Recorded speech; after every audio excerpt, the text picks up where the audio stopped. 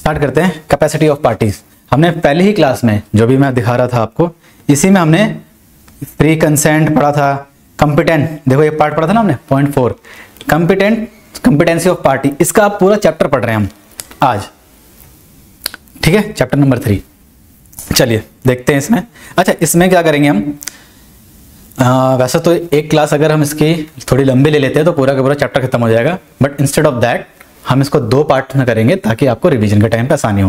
मैंने पहले भी आपको बताया कि कई बार मैं जानबूझ के ऐसा करता हूँ कि चीज़ों को अलग अलग पार्ट्स को बना देते हैं हम लोग, ताकि आपको कल को रिवीजन करने में आसानी हो। आपको जहाँ डाउट है आप सीधा उस वाली वीडियो पे जाओ, उस वाली क्लास पे जाके देख लो, ठीक है। ऑल दो हम इसको एक क्लास में खत्म कर सकते हैं, थोड़ी सी लंबी चली जाएगी क्योंकि इसमें मुझे रिवीजन भी कराना पड़ता है, एग्जाम्पल भी हमें देखने होते हैं इसलिए। अदरवाइज कंटेंट आज का उतना मुश्किल नहीं है और ना बहुत ही ज़्यादा लंबा है, but still for your comfort, for your revision हम इसको ऐसा करके चलेंगे, ठीक है। चलिए दोस्तों, कंपिटेंट टू कॉन्ट्रैक्ट। अभी जैसे कि मैंने इसमें बताया आपको, हमने पढ़ा था एसेंशियल्स ऑफ वैलिड कॉन्ट्रैक्ट में, फर्स्ट वाले चैप्टर में ये वाला पार्ट, इसी को हम पूरा का पूरा एलैबोरेट करके पढ़ने वाले हैं।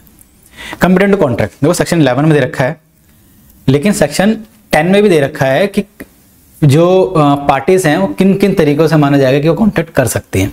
उसमें एक पॉइंट है, अब हमने सेक्शन 10 नहीं पढ़ा क्योंकि उतना रेलिवेंट नहीं था, सीधा मेन कंटेंट पढ़ने जा रहे हैं, कंपिटेंट टू कॉन्ट्रैक्ट। कुछ बच्चों का मन में डाउट आता था, आपने वो वाला नहीं करवाया, आप इस पे आ गए हो, तो वो आपके लिए रेलिवेंट बिल्कुल नहीं है। आपके लिए ये टॉपिक रेलिवेंट है, इवन बुक में भी ये टॉपिक है, ठीक है। हम सेक्शन वाइज एक एक सेक्शन वाइज नहीं जा रहे हैं, मैं आपको ज़्यादा कंफ्यूज नहीं करना चाहता।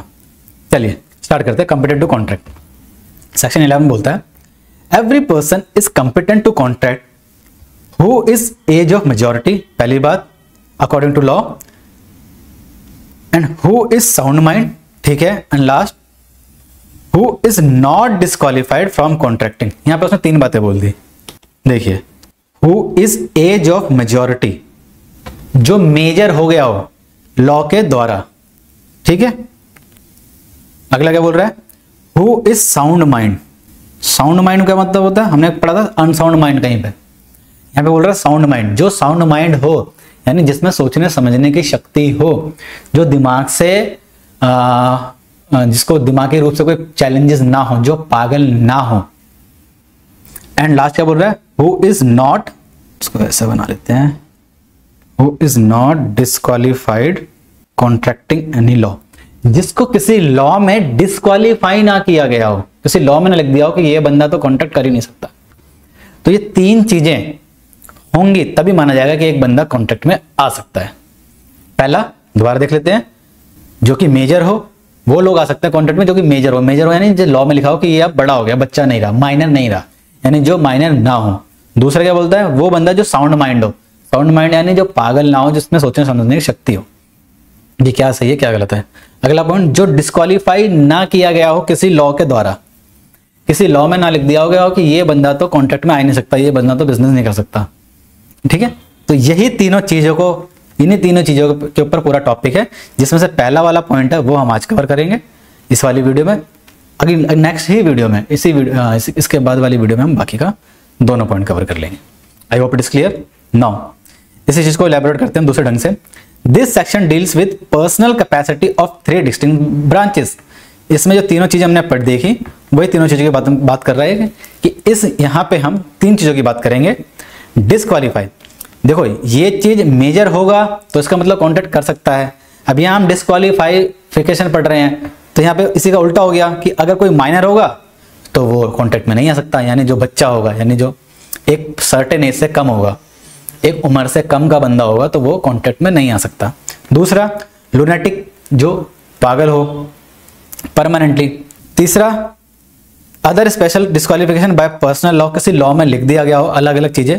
जब आएगा टॉपिक हम पढ़ेंगे, तो इन 3 चीजों के बारे में हम पढ़ने जा रहे हैं, माइनर, लुनेटिक और person disqualified by any law या पर्सनल लॉ, जो भी इसने बोल दिया। अब इसमें से पहला देखिए ध्यान से, हम पढ़ेंगे यही वाले पॉइंट। इसका पॉइंट ये है कि एज ऑफ मेजॉरिटी अगर हो गई आपकी, आप मेजर हो गए यानी बड़े हो गए लॉ के हिसाब से, तो आप कॉन्ट्रैक्ट में आ सकते हैं। लेकिन हम अब क्या पढ़ने जा रहे हैं कि कौन लोग ऐसे माने जाएंगे कि जो बड़े नहीं हैं, यानी जो छोटे हैं, यानी जो माइनर है। ठीक है, तो इसी पॉइंट को हम पढ़ने जा रहे हैं नीचे। हु इज माइनर, ये हमारा आज का टॉपिक रहेगा और यही पूरे आज की क्लास में चलेगा। हु इज माइनर, सेक्शन 3 बोलता है of majority act 1975, a minor is a person who is not completed 18 years. उसको माइनर बोलेंगे कि जो 18 साल का नहीं हुआ, ठीक है, 18 साल के कम के पर्सन को हम बोलेंगे माइनर। सिंपल है। लेकिन ऐसे 2 केसेस बताए जहां पे ये एज 18 की नहीं रहेगी, 21 की हो जाएगी। सिर्फ 2 केसेस ऐसे हैं। सर कौन कौन से केसेस ऐसे हैं? पहला, where a guardian of minor person और property has been appointed under guardian और वार्ड एक्ट 1890। वो क्या होता है ना, कोर्ट में जैसे जिसके पेरेंट्स नहीं है वैसे उनके लिए है, जिनके पेरेंट्स नहीं है, जो ऑर्फन है, उनके लिए 2 पॉइंट बताए गए हैं कि उन लोगों के लिए एज 21 मानी जाएगी। होता क्या है, जैसे किसी के पेरेंट्स नहीं रहे, ठीक है, जनरली क्या होता है, जो थोड़े से पैसे वाले लोग होते हैं ना, उनके यहाँ मान लो किसी भी कारणवश डेथ हो जाती है पेरेंट्स की, तो क्या होता है, कोर्ट के पास ये पूरा केस जाता है, मतलब फिर पुलिस वेरिफिकेशन होती है। प्रैक्टिकली बता रहा हूँ आपको, पुलिस वेरिफिकेशन होती है, सब कुछ देखा जाता है कि हाँ ये प्रॉपर्टी वगैरह है, अब इनका सिर्फ एक बच्चा है जो कि मेजर नहीं है एंड ऑल दैट। उसके बाद उसके ऊपर कोर्ट क्या करती है, मतलब ये वाला एक्ट बना है हमारा एक गार्जियन वाला एक्ट। इस एक्ट के तहत क्या होता है, जो भी जजेस होते हैं, जो पैनल होता है एक तरह से, वो डिसाइड करते हैं कि एक बंदे को, चाहे वो उनका फैमिली मेंबर भी हो सकता है, कई बार एक बाहर का बंदा हो सकता है, नॉर्मल कोर्ट अपॉइंट करती है कि ये इनका केयर टेकर बन के रहेगा इस बच्चे के लिए और उसकी प्रॉपर्टी के लिए, कि जब तक वो 21 साल का नहीं हो जाता, तो कोर्ट अपॉइंट करती है ऐसे। Similar same to same case हो रहा है जहां पर एक superintendence of minor property is appointed by court. ये भी सेम केस ही है ऊपर वाले की तरह, यहाँ पे बस एक कोर्ट के तहत आता है, यहाँ पे एक नॉर्मल कोर्ट के पास कोई और केस चला गया, चाहे वो उसके पेरेंट्स की डेथ ना हुई या कुछ और भी रीजन अभी हो गया ना, तो कोर्ट के पास अगर केस जाता तो कोर्ट भी, देखो यहाँ पे तो कोई एक्ट बोल रहा है अपॉइंट करने के लिए, यहाँ पे नॉर्मल कोर्ट जो हमारा होता है, कोर्ट के सेशन होते हैं जो नॉर्मल कोर्ट होते हैं, वहां पे जो जजेस बैठे होते हैं, वहां पे कोई केस अगर जा रहा है, चाहे वो मान लो पेरेंट्स सेपरेट हो गया, कुछ और भी रीजंस की वजह से अगर कोर्ट में केस जाता है, तो कोर्ट भी एक सुपरिटेंडेंट बंदा अपॉइंट कर सकती है। सुपरिटेंडेंट मतलब कोर्ट अपनी तरफ से एक बंदा अपॉइंट कर सकती है उस बच्चे के लिए, कि जब तक 21 साल का नहीं हो जाता तब तक इसकी देखरेख ये गवर्नमेंट का बंदा, सुपरिटेंडेंट बंदा ये करेगा, या जो भी गवर्नमेंट अपॉइंट करेगी जिसको भी, ठीक है। तो कहने का मतलब है सिर्फ 2 ऐसा केस है जहां पे बच्चा ऑर्फन है, उसके पेरेंट्स नहीं। जनरली आप दिमाग में याद रखना ताकि पेपर में आपको ये चीज याद आ जाए, मैं उस एंगल से कह रहा हूं। उस केस में कोर्ट अपॉइंट करेगी, या तो 2 वर्ड याद रखना आपको पेपर में याद रखने के लिए, आपको कोर्ट वाला वर्ड तो याद रहेगा नहीं, आपको 1 पॉइंट गार्जियन का लिखना है और 1 पॉइंट सुपरिटेंडेंट का लिखना है, ठीक है। चलिए अब देखते हैं, माइनर समझ गए, दोबारा रिपीट कर दूं क्या, दोबारा रिपीट दोनों बोल देता हूं मैं हर बार, ठीक है। माइनर वो माइनर कहलाते हैं जो 18 साल से कम के बच्चे होते हैं, यानी कम का इंसान होता है, उसको माइनर बोला जाता है एज पर मेजॉरिटी एक्ट। आपको अगर एक्ट का ध्यान नहीं भी है तो भी कोई भी प्रॉब्लम की बात नहीं है, ठीक है। Section 3 of Indian majority act भी बोल दोगे, या फिर as per law, as per specified law, अगर आप ऐसे भी लिख दोगे पेपर में तो भी कोई प्रॉब्लम नहीं है। A minor is said, a minor is a person who is not completed age of 18 years will be called as minor, ठीक है। ये सिंपल सी बात है। 2 केसेस है जहां पे बच्चा ऑर्फन हो तो वहां पे गार्जियन अपॉइंट होगा, या फिर सुपरिटेंडेंस अपॉइंट किया जाएगा बाय कोर्ट या by guardian and ward act, तब वहां पे एज 21 मानी जाएगी इंस्टेड ऑफ 18। इसमें ना जो पुरानी बुक थी ना आपकी, पुरानी बुक आज से 4-5 साल पुरानी बुक, वहां पे ना इसके बारे में ना और चीजें दे रखी हैं, वो कॉन्टेक्स्ट से रिलेटेड नहीं है, लेकिन आपके नॉलेज के लिए ना माइनर के बारे में, जैसे हमने तो इतना पढ़ा है, वहां पे और भी चीजें दे रखी है, मैरिज के टाइम पे क्या होगा और किसी और एक्ट के हिसाब से क्या होगा, और ये बहुत सारी चीजें एक्स्ट्रा दे रखी हैं, वो यहाँ पे हम नहीं करके चल रहे हैं। तो जिन बच्चों का बहुत पुरानी बुक हैं तो प्लीज उस चीज को सोचिए कि वो आपके कोर्स में अब हटा दी गई हैं, इतना ज्यादा डेप्थ में नहीं दिया गया है, और आपके लिए उतना पढ़ने की भी जरूरत नहीं है, क्योंकि पेपर में वो रेलिवेंट नहीं रहेगा, वो नहीं आता। तो थोड़ी छोटी चीजें मैं बता देता हूँ ताकि कल को बच्चे के दिमाग में क्वेश्चन आए कि सर वो तो नहीं कराया, हमारे भैया की बुक में था वो, हमारी दीदी की बुक में था वो, उन्होंने ऐसा बताया था। तो सिर्फ उन 1-2 बच्चों के लिए क्लैरिटी है। चलिए अब कुछ चीजें हैं, जैसे हमने हर बार देखा था, यानी ऑफर में भी कॉन्ट्रैक्ट में भी देखा, एक्सेप्टेंस में भी देखा, कि ऑफर में भी देखा कि वैलिडिटी देखी थी ना, कि इनकी वैलिड पॉइंट्स क्या हैं for a valid contract, for a valid essentials of valid contract, essentials of valid offer, essential of acceptance. ऐसी माइनर कब को माना जाएगा और माइनर के लिए क्या क्या पॉजिटिव पॉइंट होंगे और माइनर के लिए क्या क्या नेगेटिव पॉइंट्स होंगे वो दिया गया है यहाँ पे। ये सारे पॉइंट इंपॉर्टेंट है। स्टार्टिंग के 7-8 ज़्यादा इंपॉर्टेंट रहेंगे, ज़्यादा टेक्निकल रहेंगे, उसके बाद थोड़े से ईजी रहेंगे। किसी किसी बुक में 16 पॉइंट दे रखे होंगे, 16, 17, 18 पॉइंट भी दे रखे हैं पुरानी बुक्स में। हमने हमारे यहाँ पे 12 या 13 पॉइंट होंगे, जिसमें वो जो 2-4 पॉइंट नहीं है वो उसी के अंदर इंक्लूडेड है कहीं ना कहीं। उन्हीं पॉइंट को इलेबोरेट करके उन्हीं पॉइंट के अंदर से एक पॉइंट बना के दे दिए होंगे। तो हमारे पास जितने पॉइंट है वो सफिशिएंट है। चलिए जी, बहुत हो गया बात, आते हैं अपने टॉपिक पे। रूल्स, कई बुक में लिखा होगा रूल्स, कई बुक में लिखा होगा लॉ, कई बुक में लिखा होगा पोजीशन ऑफ 4 माइनर्स एग्रीमेंट, यानी जो भी माइनर के साथ एग्रीमेंट हुए हैं उनकी पोजीशन क्या होगी, क्या वो वैलिड माने जाएंगे, वो कितने वैलिड माने जाएंगे, कितने सही माने जाएंगे, गलत माने जाएंगे तो पूरी तरीके से गलत माने जाएंगे या कहीं कहीं पे गलत नहीं माने जाएंगे। उसमें किसी का नुकसान हुआ माइनर के साथ एग्रीमेंट करने में, किसी का नुकसान हुआ तो वो नुकसान की भरपाई होगी कि नहीं होगी, कौन कौन से सिचुएशंस है वो सारी हम यहाँ देखने जा रहे हैं। तो आप ध्यान से देखना। आप पहला सिंपल है, void agreement. Agreement with minor has held to be void. Sir ये तो आपने पहले पढ़ाया था, आपने फर्स्ट कॉन्ट्रैक्ट वाली क्लास में पढ़ा दिया था कि माइनर के साथ जो भी एग्रीमेंट होगा वो वॉइड अब इनिशियो होगा। क्या होगा सर? वॉइड अब इनिशियो। स्टार्टिंग के पहले वाले चैप्टर में हमने पढ़ा था ना, वॉइड अब इनिशियो वाला वर्ड, यानी वो स्टार्टिंग से ही वॉइड होगा। सबसे पहली वीडियो में देखा था, सबसे पहली क्लास में हमने क्या पढ़ा था, वॉइड एग्रीमेंट और वॉइड कॉन्ट्रैक्ट के टाइम पे। तो जब वॉइड एग्रीमेंट आया था ना, उसमें मैंने चीज डिस्कस की थी माइनर वाली। देखो वो चीज यहाँ पे आ जाएगी, दिखा दूं क्या आपके लिए? आई थिंक शीट तो खुली हुई है तो मैं दिखाई देता हूँ, अगर मेरे को मिल जाता है तो। टाइप ऑफ एग्रीमेंट में होगा शायद, हाँ टाइप ऑफ कॉन्ट्रैक्ट में, सॉरी, वॉइड एग्रीमेंट। ठीक है, ये देखो वॉइड एग्रीमेंट पढ़ा था ना, एन एग्रीमेंट विद माइनर, पहली वाली क्लास याद करो।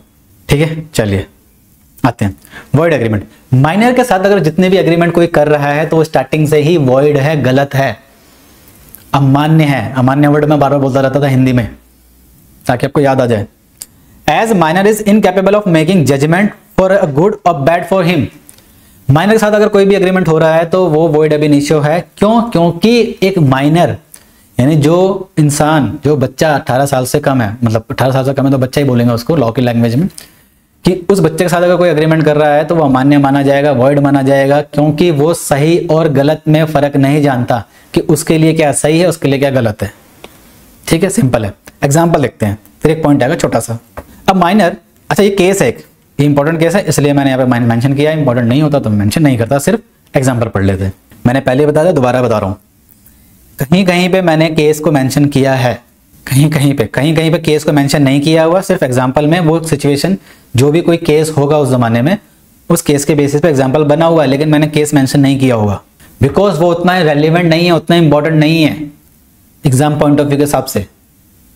आई होप आप इस चीज को समझ के चलोगे, नहीं तो आपकी बुक में बहुत सारे केस ऐसे, बहुत सारे एग्जाम्पल ऐसे हैं जो पहले उस जमाने में कोई केस हुआ होगा उसके ऊपर बनाए गए होंगे। ठीक है, जनरली क्या होता है ना, थोड़े से आपको बता देता हूँ नॉलेज के लिए, जब लॉ बनता है ना कोई, तो उसके बाद धीरे धीरे उस लॉ में कुछ गड़बड़ियाँ निकलने लगती हैं, लोगों के पॉइंट्स आते हैं, कमेंट्स आते हैं, इस लॉ में ये कमी है, ये ठीक किया जाए। तो वो लोग कोर्ट में जाते हैं उस जमाने में। जैसे कॉन्ट्रैक्ट एक्ट में कोई दिक्कत आ गई, किसी इंसान को उस एक्ट में किसी प्रोविजन से प्रॉब्लम है फॉर एग्जाम्पल, तो वो इंसान क्या करता है, जाता है कोर्ट में केस में कि भैया इस एक्ट के हिसाब से तो ये चीज गलत दे रखी है, मेरे साथ तो गलत हो गया। तो कोर्ट अपनी जजमेंट समझ देता है कि हाँ आप बात सही कह रहे हो, ऐसा नहीं होना चाहिए, लॉ में इस चीज की जरूरत है सही करने की। ठीक है, तो उस जमाने में तो वो केस स्टडी बन गई, जो हम ये केस ऐसे पढ़ते हैं। लेकिन बाद में क्या होता है ना, लॉज में क्या होता है, एक्ट्स में ना अमेंडमेंट ला दी जाती है, सेक्शन में चेंज कर दिया जाता है। तो वो जो उस जमाने में जो केस बना था वो केस ही नहीं रहा, वो सेक्शन में लिख दिया गया बाद में। जनरली कंपनीज एक्ट वगैरह होगा ना, जो आगे आप पढ़ेंगे, इनकम टैक्स एक्ट में, कंपनीज एक्ट में, वहां ये चीजें होती हैं। कॉन्ट्रैक्ट एक्ट में कहीं भी चेंजेस नहीं लाया गया, बहुत ना के बराबर लाया गया उस जमाने से, वही एक्ट आज तक खींचा जा रहा है। तो यहाँ पे इसलिए हम बहुत सारे जो केस स्टडीज है ना, इसको रेफर करके चलते रहते हैं अपने एग्जाम्पल्स में। सर अब ज्यादा ज्ञान मत दो, वापस कॉन्ट्रैक्ट उस पे आओ, पॉइंट पे आओ। चलो ठीक है दोस्तों, वॉइड एग्रीमेंट एग्जाम्पल देखो। अब माइनर जिसका नाम है Dharmodas Ghosh executed a mortgage for 20,000 and received 8,000 of the from the mortgage facilitated by agent. 8,000 था या कुछ और था, चलो 8,000 याद कर लो या फिर 20,000 लिख लो उसको आप एग्जाम्पल को। उसने एक अपनी प्रॉपर्टी गिरवी रखी और 20,000 ले लिया किसी से। सिंपल सी बात है, एक माइनर ने, मान लो 16 साल का लड़का है कोई, ठीक है, धर्मोदास घोष, तो इसने 20,000 की रखी और 8,000 ले लिया। वैसे सॉरी, चलो इसका ऐसे पढ़ते हैं, आई एम सॉरी, वापस आते हैं, आप कंफ्यूज हो जाओगे नहीं तो बाद में। एक माइनर ने जिसका नाम था Dharmodas Ghosh executed mortgage, mortgage यानी गिरवी रखा अपनी कोई प्रॉपर्टी थी, उसके माँ बाप के नाम पे थी या बाद में उसके नाम पर ट्रांसफर होगी, जो भी आप समझ लीजिए। उसके बदले उसने 20,000 की थी उसकी कीमत, जिसके बदले उसने 8,000 ले लिया किसी से। किससे लिया था? उसका नाम था Mohori Bibi. The loan facilitated by an agent Mohori Bibi from Brahmodutt who knew that Dharmodas was a minor. ये लोन पता है क्या, ये लोन किसने करवाया? एक एजेंट ने, मोहरी ने, जिसने केस किया था। और उस एजेंट ने ये किससे पैसे लिए, दिलवाए थे उसको ब्रह्मोदत्त से। सर ऐसा समझ में नहीं आ रहा, आप हमें वैसे बता दो एग्जाम्पल। देखो एग्जाम्पल देख लेते हैं छोटा सा, यहाँ पे चलते हैं। माइनर, ठीक है, एक जगह माइनर है, एक जगह आपका है एजेंट, फिर है आपका लेंडर जिसने पैसा उधार दिया, ठीक है।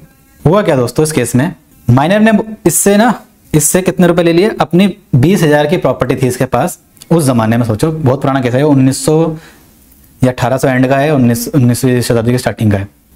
तो क्या हुआ था, अपनी कोई प्रॉपर्टी इसने 20,000 की थी जिसकी वैल्यू, उसके बदले उसको गिरवी रख के 8,000 मांग लिए एजेंट से। एजेंट क्या होता है? जो बिचौलिया बंदे होते हैं ना, ठीक है, जिनको ब्रोकर बोलते हैं, दलाल बोलते हैं जिनको, उनसे एजेंट का काम क्या होता है?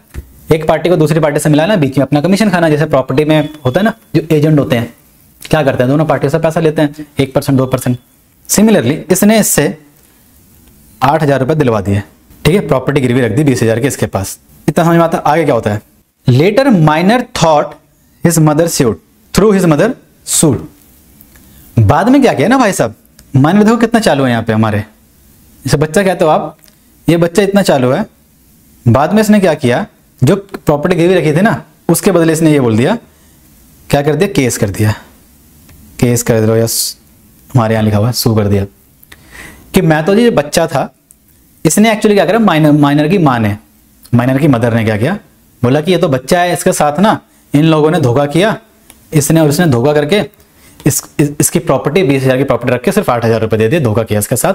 तो ये बच्चे के साथ कॉन्ट्रैक्ट नहीं माना जाएगा, कि माइनर के साथ कॉन्ट्रैक्ट नहीं माना जाएगा एज पर कॉन्ट्रैक्ट एक्ट। तो इसको, इसकी जो प्रॉपर्टी है ना वो वापस की जाए, ठीक है। तो उसके बाद क्या हुआ, हेल्ड दैट, यानी कोर्ट ने क्या बोला, मॉर्टगेज वॉइड अब इनिशियो, यानी जो 20,000 की प्रॉपर्टी इसने ली थी ना मॉर्टगेज पे जो गिरवी रखी थी, ये वॉइड अब इनिशियो है, ये गलत किया है इन्होंने, ठीक है। And even the money lent on mortgage could not be recovered. क्या बोल रहा है सर, कि ये जो पैसे है ना, ये पैसे हैं, ये वापस भी नहीं ले सकता। यानी इन लोगों की गलती है, इन दोनों की। ये दोनों जानते थे कि ये बच्चा है, जानने के बाद भी इन्होंने इसको पैसे दिए इसकी चीज को गिरवी रख के, तो वो गिरवी रखी हुई चीज को भी इन्हें वापस देना पड़ेगा और ये पैसे भी ये वापस नहीं मांग सकते। समझ गए आप? तो ये था केस। इसमें एक पॉइंट ध्यान रखना, क्या लिखा हुआ है sir, Brahmodutt knew Dharmodas was a minor. इस बंदे को ना पता था, इस बंदे को न्यू कि वो माइनर है। इसने जानबूझ के कि सामने वाला बंदा माइनर है, तब भी इसने पैसे गिरवी रख के प्रॉपर्टी दे दी। अगर इसको नहीं पता होता तो ये केस कुछ और बन जाता, फिर ये कोर्ट में जाता है ऑल दैट, फिर पता चलता कि माइनर था या नहीं था, यही नहीं पता था उसे, तो उसको पैसे मिलने चाहिए, वो फिर एक अलग केस बन जाता, जो कि आपकी बुक में नहीं है पार्ट, वो फिर वो लॉयर वाला पार्ट बन जाता है, ठीक है, जिसके लिए LLB वगैरह करते हैं, वहां पे वो थोड़ा एक्सटेंड हो जाता है वो पार्ट। तो उसमें कंफ्यूज मत होना, वहां पे जाना भी मत, आपको सिर्फ इतना ध्यान रखना है। आगे आते हैं, अगला पॉइंट। अब देखिए अगले 3 पॉइंट है ना लगातार, no estoppel against minor, no restitution, no rectification. ये तीनों को लगातार ध्यान रखना, तभी आपको समझ में आएगा, याद रहेगा। पहला क्या बोल रहा है, नो स्टॉपल अगेंस्ट माइनर। एक माइनर को माइनर को कॉन्टैक्ट में रहने के लिए बंधित नहीं किया जा सकता, या फिर उसको रेस्ट्रिक्ट नहीं किया जा सकता कि तुझे ये काम करना ही करना है। ठीक है, कॉन्ट्रैक्ट माइनर के साथ तो वही डमी निश्चय होता है ना, तो उसको बंधित नहीं किया जा सकता। जैसे क्या बोला है, a minor is not bound by his misrepresentation as he may play in fancy to escape being liable. Sir समझ में नहीं आया, समझने वाला वर्ड यहां पे है दोस्तों, मिसरिप्रेजेंटेशन। अगर एक माइनर ने धोखाधड़ी करा है, बोला कि मैं तो एक बड़ा हूं, मैं तो 18 साल का हूं, ठीक है, मैं तो 20 साल का हूं, है वो 16 साल का, उसने दिखाया सामने वाले से कॉन्ट्रैक्ट करने के लिए, दिखाया कि नहीं मैं तो 20 साल का हूं, 20 साल का बोल के उसने कॉन्ट्रैक्ट किया और उस कॉन्ट्रैक्ट करके उसने कुछ बेनिफिट निकाल लिया। मान लो सेम ऊपर वाला एग्जांपल ले लेते हैं, इसी वाला एग्जांपल है, मान लो उसने ये बोल दिया, इस एग्जांपल को वैसे एक बेस लेके चलते हैं कि गया इसके पास, ये माइनस के पास गया एजेंट के पास, एजेंट यार मेरे को ना आप कुछ पैसा दिला दो, मेरे को जरूरत है पैसों की, और मेरी ना कुछ प्रॉपर्टी पड़ी है, चाहे तो उसको आप गिरवी रख लो, मुझे कोई प्रॉब्लम नहीं है। इसने दिखाया कि मैं मेजर हूं, यहाँ पे तो हमने एग्जांपल पढ़ा था माइनर का, इसने दिखा दिया कि मैं मेजर हूं इसको। इसने कहा ठीक है भाई, अब तू 20 साल का है तो कोई बात नहीं, अपनी प्रॉपर्टी गिरवी रख दो, मैं तेरे को पैसा दिला देता हूं कहीं से। तो अगर ऐसा होता है तो भी आप उसको बंधित नहीं कर सकते, आप उसको बाउंड नहीं कर सकते। यानी ये आपकी ड्यूटी है कि वो मेजर है या नहीं है उसका प्रूफ रखो, आप उसको बाउंड नहीं कर सकते। यानी उसके सेम जो चीज यहां पे हो रही है ना, सेम टू सेम चीज भी यही रिजल्ट इस वाले पॉइंट में भी होगा। अगर आपको पता है तो भी, नहीं पता तो भी आप उसको बंधित नहीं कर सकते। इतना समझ में आता है, बहुत सिंपल पॉइंट था। इसका मैंने ऐसे एक चार्ट बना दिया था शायद, इसमें देख लो। पहला पॉइंट यहाँ लिख लेते हैं हम, नो स्टॉपर बोला था मैंने, ऐसे नहीं ऐसे। अगला पॉइंट देखते हैं, यानी कोई एक बड़ा इंसान, मेजर इंसान छोटे बच्चे को बांध के नहीं रख सकता, बाउंड नहीं कर सकता, चाहे इसने झूठ बोला हो, इसने इस बच्चे ने झूठ बोले कॉन्टैक्ट किया हो, ठीक है। यहाँ पे मैं लिख दूं आपको याद रहे ताकि कल को ब्रैकेट में झूठ बोलकर। चलिए सर समझ में आ गया, आगे चलते हैं दोस्तों। अगला क्या बोल रहा है, no restitution if the party has received any benefit under such contract from the other party he must restore it और make compensation for the other party, this is called restitution. Restitution होता क्या है ये समझाया है कि restitution का मतलब ये है कि एक कॉन्ट्रैक्ट में अगर किसी बंदे का नुकसान हो गया हो, सामने वाले की वजह से दोनों पार्टियों में से किसी का भी नुकसान हो गया हो, तो दूसरे बंदे को उस नुकसान की भरपाई करनी होगी, उसे बोलते हैं रेस्टिट्यूशन। ठीक है, ठीक है सर। अब माइनर में क्या होता है, यहां से पढ़िए मेन चीज, although minor is not liable to repay any money और कंपनसेशन, बट देखो हमने ऊपर क्या पढ़ा कि माइनर को से जो पैसा है ना, जो लिया है, जो उसकी प्रॉपर्टी सॉरी, वो वापस तो देनी पड़ेगी, और जो माइनर ने पैसा लिया है वो भी वापस करने की जरूरत नहीं है, जनरली यही पढ़ा है। लेकिन अगर किसी कॉन्ट्रैक्ट में माइनर ने फायदा उठा लिया, यानी दूसरे बंदे का नुकसान कर दिया, और माइनर के पास वो पैसे रह गए, ये वाला 8,000 माइनर के पास अगर हैं, पड़े हुए हैं उसके पास, ये साबित हो जाता कोर्ट में केस गया कि इसने झूठ बोला था और इसकी वजह से किसी का नुकसान हुआ है, उसकी गलती की वजह से, उसने झूठ बोल के कॉन्ट्रैक्ट किया ये नहीं, उसने कुछ गलत किया, उसकी वजह से अगर कोई नुकसान हुआ, आगे आएगा छोटा सा पॉइंट तब समझाऊंगा। ये समझ लो कि अगर कोर्ट के पास केस जाता है और सामने वाला बोलता है कि इसने झूठ बोल के मेरे साथ कॉन्टैक्ट किया था और वो कॉन्टैक्ट करने के बाद मेरा इतने का नुकसान हो गया, 8,000 का नुकसान हो गया, तो ये पैसा मुझे वापस दे, तो कोर्ट समझो इस बात को, कोर्ट में order minor to compensate to the third party if, ये इफ बहुत इंपॉर्टेंट है दोस्तों, if money could be traced, अगर वो मनी जो भी माइनर ने जब्त कर रखी है या धोखे से इकट्ठी कर ली अपने पास लेके बैठा हुआ है, वो अगर कोर्ट को मिलती है तो माइनर से कोर्ट दिलवा सकता है पैसे वापस। लेकिन अगर वो 8,000 उसने खर्चा कर दिया, माइनर कहता है मेरे पास तो ये पैसा बचा ही नहीं, तब कोर्ट कुछ नहीं कर सकता। ये छोटा सा पॉइंट है लेकिन ये बहुत इंपॉर्टेंट है आपके लिए। सर हम कंफ्यूज हो रहे हैं, ऊपर तो आपने कहा था नहीं कर सकते, यहाँ कह रहे हो कर सकते हैं, छोटा छोटा डिफरेंस है, समझिए बात को। हमने पहले क्या पढ़ा था, पहले हमने ये देखा था पहले वाले पॉइंट में कि वो अग्रीमेंट ही वॉइड था। अग्रीमेंट वॉइड क्यों था, क्योंकि इन दोनों को पता था कि ये माइनर है, ठीक है, इसको ही पता था, इसको ही पता था। देखो यहाँ पे मैंने लिखा हुआ है न्यू माइनर, आपको रेफरेंस के लिए, इन दोनों को पता था, इन्होंने जानबूझ के उस कॉन्ट्रैक्ट में आए, तो अब ये अपने पैसे वापस भी नहीं मांग सकते, और जो इन्होंने प्रॉपर्टी को गिरवी रखवाया है वो भी वापस नहीं ले सकते, वो भी वापस करनी पड़ेगी। ठीक है, अगला फिर हमने इसमें क्या पढ़ा था कि आप उसने आपके साथ अगर धोखाधड़ी भी की है तो भी आप उसको कॉन्ट्रैक्ट में रहने के लिए बाधित नहीं कर सकते। उस काम को करने के लिए, जिस काम के लिए भी कॉन्ट्रैक्ट बनाया गया है माइनर के साथ, अगर उसने झूठ बोला है आपसे, ठीक है, उसने झूठ बोला है तब भी कोई बात नहीं, उसने झूठ बोला तब भी आप उसको बंधित नहीं कर सकते, बाउंड नहीं कर सकते। कल को पता चल गया तो वो उस कॉन्ट्रैक्ट से हट जाएगा, लॉ के द्वारा हटा दिया जाएगा, आप उसको बाधित नहीं कर सकते। अब हम क्या पढ़ रहे थे कि कोई रेस्टिट्यूशन नहीं कर सकते आप, मतलब उससे कोई रिकवरी नहीं कर सकते। लेकिन अगर कोर्ट चाहे, कोर्ट को लगता है कि किसी पार्टी का नुकसान हुआ है, उसके झूठ बोलने से नुकसान हुआ है, यहां पे नुकसान की बात नहीं कर रहा था इस वाले पॉइंट में, इस वाले पॉइंट में बोल रहा था कि आप बाउंड नहीं कर सकते उसको कॉन्ट्रैक्ट को करने को। मान लो किसी काम के लिए कॉन्ट्रैक्ट किया कि मेरा ये सामान यहां से यहां तक पहुंचाना है माइनर से, और माइनर को बोला कि माइनर ने बोला मैं पहुंचा दूंगा, लेकिन बाद में कोई रास्ते में मिल गया, उसने बोला कि अरे बच्चा तू इतना सामान कहां ढोके ले जा रहा है, तेरे को तो काम करना अलाउड ही नहीं है एज पर कॉन्ट्रैक्ट। तो उसकी वजह से क्या हुआ, कॉन्ट्रैक्ट किस तरह कोर्ट के पास, पुलिस के पास पहुंच गया वो। अब पुलिस क्या बोलेगी या कोर्ट क्या बोलेगा कि हाँ ये बच्चा काम नहीं करेगा, तो वो उसको बाधित नहीं कर सकता बंदा अपने यहाँ काम करने के लिए कोई भी। यहाँ पे इस चीज की बात कर रहा है, और यहाँ पे क्या बात कर रहा है, अगर उस काम करने की वजह से किसी का नुकसान हो गया, छोटा छोटा देखो टेक्निकल पॉइंट है इसलिए कंफ्यूजन होती है बच्चों को। यहाँ पे बोल रहा है अगर उसका कुछ नुकसान हो गया तो, और उसके पास उस नुकसान मतलब माइनर ने किसी को धोखे से पैसे अपने पास रख लिए और कोर्ट के पास केस जाता है और कोर्ट को पता चलता है कि हाँ ये माइनर ने धोखाधड़ी करके किसी से पैसे निकलवा लिए, नुकसान कर दिया किसी का, तो वो नुकसान की भरपाई कोर्ट बोलेगा करने को। लेकिन कोर्ट के पास उतना ही राइट है जितना उस बेचारे के पास पैसे बचे हैं। आई होप अब आपको क्लैरिटी आ रही होगी। छोटी छोटी एग्जांपल देख लेते हैं। A minor sold his house by representing his age as minor. Example भी पूरा नहीं होता यार। एक माइनर ने, नहीं representing his age as major बोलेंगे ना। एक माइनर कॉन्ट्रैक्ट में आया, उसने बोला कि मैं मेजर हूं, अपनी प्रॉपर्टी बेचने का कॉन्ट्रैक्ट कर लिया उसने, ठीक है। Later set aside contract on the ground of minority held that, बाद में उसने माइनॉरिटी के बेस पे केस चला गया कोर्ट में, उसमें क्या हुआ, कोर्ट ने क्या बोला, held that he was directed by court to pay money received by him. Example को बहुत शॉर्ट में बना दिया गया है, पूरा समझो। माइनर ने अपनी प्रॉपर्टी बेचने का कॉन्ट्रैक्ट कर लिया किसी के साथ, बोला कि मैं तो मेजर हूं, मैं तो भाई 18 साल से ऊपर का हूं। बाद में कोर्ट ये जो चीज है ना, इस चीज को दरकिनार कर दिया गया माइनॉरिटी के एंगल पे, यानी कोर्ट ने बोला कि ये तो माइनर है, तो बच्चा है, 18 साल से नीचे है, तो ये जो प्रॉपर्टी बेचने का कॉन्ट्रैक्ट है ना, ये खत्म हो जाता है।